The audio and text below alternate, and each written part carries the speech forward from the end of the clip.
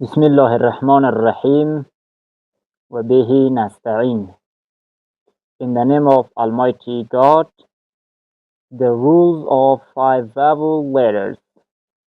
قوانین 5 حرف صدادار در زبان انگلیسی که هر کدام این حرف صدادار، یعنی این 5 حرف صداداری در زبان انگلیسی موجود هست، هر کدام حرکات مختلف و گوناگونی از خود دارد و با یاد گرفتن این حرکات و قوانین اینها شما مطمئناً که روش خوانش و طریقه درست خواندن را بسیار دقیق یاد میگیرید.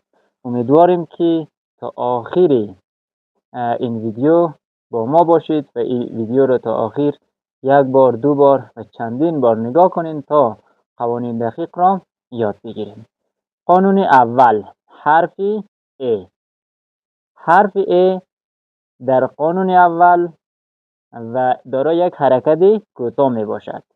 همونطوری که براتون در آغاز ویدیو گفته شد و تمام این سمبل ها براتون معرفی شد و حرکات این سمبل ها هم براتون تلفظ شد و یکی از حرکات و قانون حرف A ایجاد فونتیک ساوند ا هست.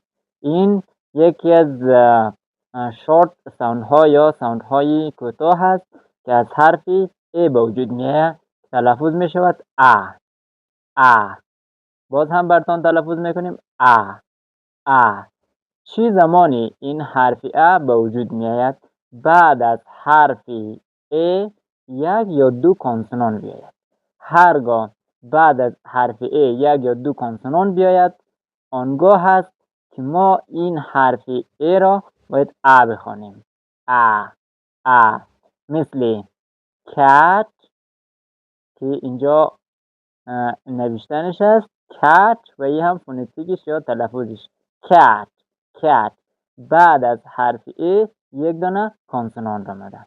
اینجا اگر یگان حرف ای می آمد یا دیگه حرف صدادار می آمد، صدای ازی تغییر میکرد. ما گفتیم بعد از حرف ا اگر یک یا دو تا کانسونان بیاید، این دیگه ا خوانده میشه. مثل کت، مثل من، بگ، مپ. این کل تمامی این کلمات رو که میبینین ا خوانده میشه. هات، اینجا هم تلفظش هات و بعد از حرف ا دو تا کانسونان را آمده، باز هم ا خوانده میشه. بلک، بعد از حرف ا دو تا به صدا آمده، گلاس هم گلاس خوانده میشه. باز هم دو تا به صدا آمده، لند. دقیق تلفظ میکنین لند، لند. انیمال، انیمال. بعد از حرف ا یک دونه کانسونان آمده، انیمال. اینجا هم شوا ساوند ایجاد کرده، انیمال. و استریس هم روی می هجای اول قرار میگیره وقتی رو تلفظ میکنیم. مثلا فامیلی. انشالله استریس رو هم در یک ویدیو جداگانه خدمتتون توضیح خواهم داد. اینجا استریس روی حرفی اف هست یا هجای اول. فامیلی. استریس یعنی صدا به شدت و بلند تلفظ میشه. فامیلی. اینجا هم حرف ا، این حرف ا خوانده می شود. این بود قانون حرفی ا که صدای کوتاهی ا را می دهد. و قانون دوم برای ما و شما چی میگه دوستای عزیز؟ قانون دوم حرف ا، این هم یک ساوند دبل ساوند یا دیفتانگ هست، یعنی ترکیبی از لانگ واول و شورت واول هست که در شروع براتون اشاره شد. اینجا حرفی ا، یعنی می حرف ا برای ما شما این ساوند را میدهد. این ساوند چطور تلفظ میکنیم؟ ای. چطور تلفظ میکنیم دوستای عزیز؟ تکرار کنیم. ای. ای طوری تلفظ میشه. ببین مایل ای چیزمون به وجود میاد دوستا.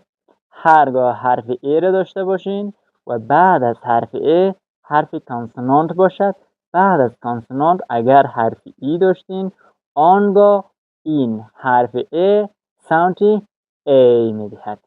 ای مثل که در کلمه اینجا یک نکته دیگه هم برای ما شما اشاره شده که این حرف ای که در آخر آن کلمه میآید، این حرف ای سایلنت یا خاموش است، تلفظ نمیشه. اما این حرف ای باعث میشه که صدای حرف ای تغییر کنه. این نقش حرف ای داره اما خود حرف ای خاموش است. این که مثال ها رو با هم ببینیم. مثل name این دیگه نم نمیخوانیم. مثلا اگر حرف ای نمی بود مطابق قانون اول ا میخواندیم، نم. اما حالا مطابق قانون دوم که حرف ای بعد از حرف ای کانسونانت و بعد از کانسونانت حرف ای بیاید، باید ساوند دیفتانگ را تلفظ کنیم. ای name cake late make و take game same break shape ببین دوستان اینجا یک نکته اشاره کنم براتون که زیادتر دوستان ما این مشکل برمیخوره. این شیپ خوانده میشه، شیپ گوسفند میگه و این یکی مستقیم شپ کشتی رو میگه. ای با ساوند ای هست، شیپ ببین چقدر تفاوت داره. شیپ و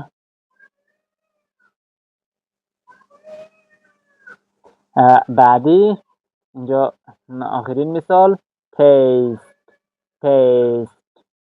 و قانون سوم دوستای عزیز بازم حرفی ا صدای لانگ واول برای ما شما ایجاد میکنه. هرگاه دو نقطه سر پلوی این سمبول ها داشته باشیم بیانگری لانگ واول هست. لانگ واول به این معنا که کشیده تلفظ شود. این تلفظ میشه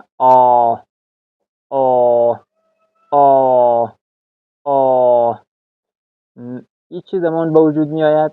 هرگاه بعد از حرف ا حرف آر بیاید. هرگاه بعد از حرف ا حرف آر بیاید آنگاه صدای کشیده آ به وجود می آید. مثال کار. اما بازم یک نکته را خدمتتان عرض شود دوستای عزیز.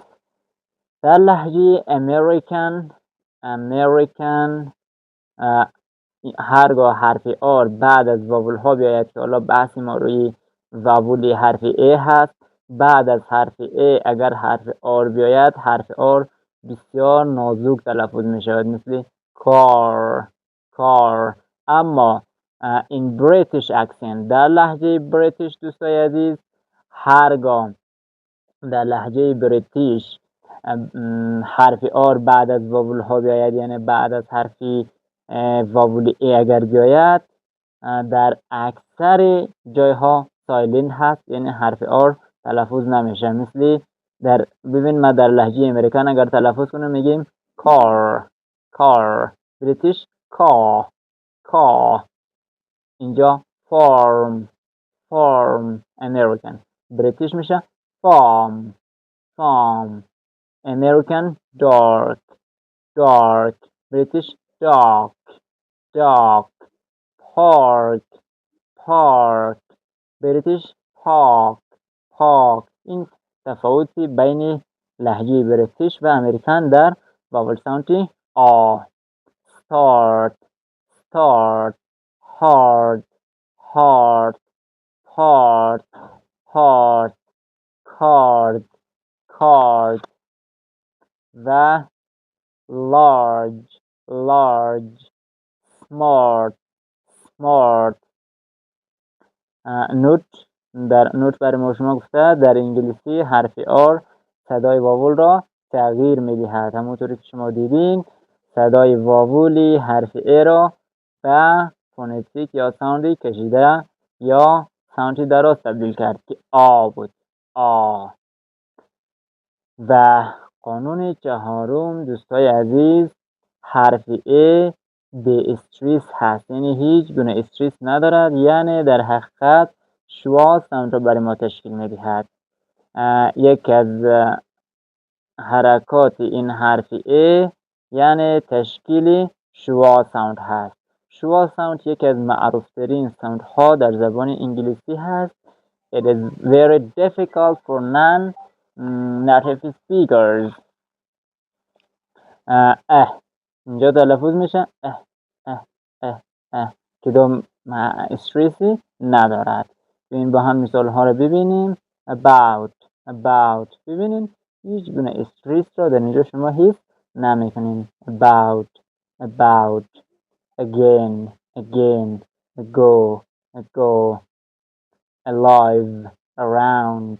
اینجا شوا ساوند را تشکیل داده. alive around و above assist agree away among. اینها بود جمله شوا ساوند که در اینجا هرگاه یعنی حرف A دارای استریس نبود به این معنا که شوا ساوند را برای ما شما ایجاد میکنه. همین شوا ساوند را برای ما ایجاد میکنه. و در بعضی قانون‌های استثنایی که در بعضی کلمات هست، یعنی همین حرف A معادل ساوند E تلفظ میشه، مثل مه. یعنی در حقیقت این کلمه را میخوانیم many مستقیم حرف E، اما حرف E اما ساوند A many اینجا هم any. دوستای عزیز اینجا که ما میگیم any یعنی این در درست است در الفبا این حرف را ما A میخوانیم، در حقیقت ای که میخوانیم نه، ساوند دیفتانگ هست A اینطوری تلفظ میشه، اما خود این حرف ای در الفبا ای میخوانیم. مثلا الفبا رو میخوانیم A B C D E، میخوانیم A B C D و E، اما زمانی که وارد متن میشین این حرف ای یا اون صدا و حرکت خود را که در الف میخوانین در داخل متن از دست میدهد، یعنی تغییر میکند. این دیگه ای نیست در خوانش، این یک ساوندی در سمبل درست است ای هست، اما در ساوند در فونتیک در حقیقت ای هست. ای اینجا ما ای میخوانیم. در اینجا هم many any anyone anything extra cases و مثال دیگه هم که اینجا آمده many و anyone anything اینا رو هم ما براتون تلفظ کردیم. manifold Jenny اینجا خودش حرف ای آمده و friends در حقیقت اینجا ایمی حرف آی ای در اول هم اشاره شد این کلمات استثنایی هست. این آی ای در حقیقت معادل ساوند ای هست، یکی در اینجا ای میخوانیم. مثال اگر ما در حقیقت در کلمه friend این کلمه را تلفظ میکنیم، تلفظ یا صدا این قسمی هست friend. و همچنان ای و ای اینجا هم معادل این ساوند ای هست، ساوند ای. bread مثل که رنگ سرخ تلفظ میکنین red. اینجا هم این دوتا معادل این ساوند هست. اینا در اول گفته شد براتون استثناء هست، یعنی قانون چهارم زیادتر تأکید ما روی استثناءات بود. bread. نوت این استثناءات را شما میگه باید حفظ کنید، دیگه این قانون نیستن، اینها باید همونطور اتوماتیکلی حفظ شود. و قانون ششم باز هم یکی از ساوند های یا فونتیک های دراز یا لانگ واول هست برای ما و شما که آ خوانده میشه که در برخی کلمات انگلیسی بریتانیایی صدای آی کشیده را میدهد. این هم مربوط به لهجه بریتیش اکسنت یا همون لهجه بریتانیایی هست که معادل حرف آ میشه. باز هم اینجا یک داخل پرانتز یک نکته رو براتون عرض کنیم که یک ریویو یا ریپیت شود. این حرف ا اگر به تعقیب حرف آر می آمد صدای یا فونتیک آی کشیده رو برای ما میداد. و در قانون ششم هم در برخی کلمات که این حرف ا معادل ساوند آی کشیده میشه، اینجا هم با هم میخوانیم مثل باث. اینجا th دوستای عزیز متوجه ساوند th باشین. این th وقتی میبینین دارای دو ساوند میباشد، یکی بی آوا که این مثل سمبولی که میبینین اینجوری تلفظ میشه، این بی آوا هست. و اینمی th یک ساوند دیگه هم از خود داره، تلفظ میشه که با آوا هست، اما در اینجا ما شما میخوانیم باث. و دانس.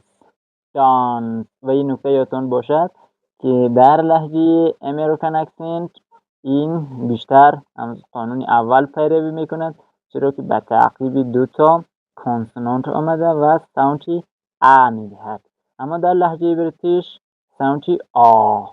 اینجا در بریتیش دانس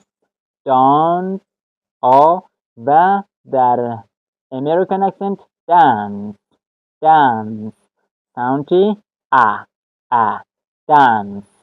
و این هم همونطور امریکن answer و بریتیش answer. و chance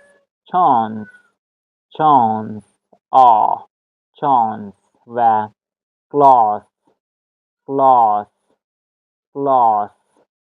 بعدی هم pass تمام راه. class اگر متوجه باشین در امریکن ما خوندیم، در لهجه امریکن بود class، اما بریتیش class ask. ببین ساوند و ساوند اینجا هم میشه last ساوند اما در لهجه بریتیش lost. half امریکن، اما بریتیش half. دوستای عزیز امید که فهمیده باشین. اینجا بحث بیشتر روی امریکن اکسنت و بریتیش اکسنت بود که شما در مورد ساوند کشیده آ فهمیدین. این بود 6 قانون صدای حرفی صداداری امید که یاد گرفته باشین.